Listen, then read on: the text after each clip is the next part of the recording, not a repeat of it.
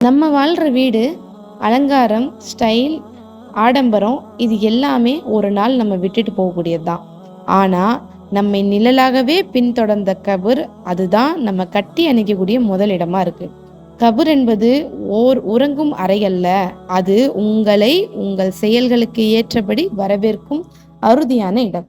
நபிகள் நாயம் ஸல்லல்லாஹு அலைஹி வஸல்லம் அவங்க சொன்னாங்க, கபர் என்பது ஜன்னத்திலிருந்து ஒரு தோட்டமாகவோ அல்லது நரகத்திலிருந்து ஒரு குழியாகவோ இருக்கும் அப்படின்னு.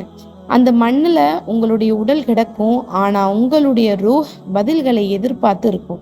முன்னே செய்து வைத்த நற்காரியங்கள் மட்டும்தான் அங்கு உங்கள் நண்பனாக இருப்பதற்கு தயாராகின்றன.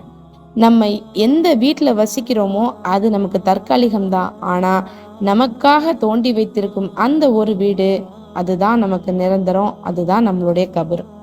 இன்று கபரை நம்ம பார்க்குறோம், நாளை அது நம்மளை பார்க்கும். அதற்குள் தயாராவது தான் உண்மையான ஞானம். இன்று நாம இந்த பூமியில நடந்து கொள்றோம், நாளை இந்த பூமி நம்ம திரும்பி விழுங்கும். நாம் சேர்க்கும் சொத்து, புகழ், அழகு எல்லாமும் வெளியே தங்கும். கபருக்குள்ள நம்முடன் செல்லும் ஒரே ஒரு விஷயம் நம்மளுடைய அமல்கள் மட்டும்தான்.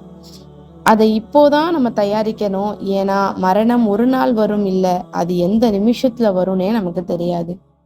இன்று உயிர் உள்ள போது திரும்புவோம், ஏன்னா கபர்ல திரும்பும் வாய்ப்பு நமக்கு மறுபடியும் கிடைக்காது. அஸ்ஸலாமு அலைக்கும் வரஹ்மத்துல்லாஹி வபரகாத்துஹு.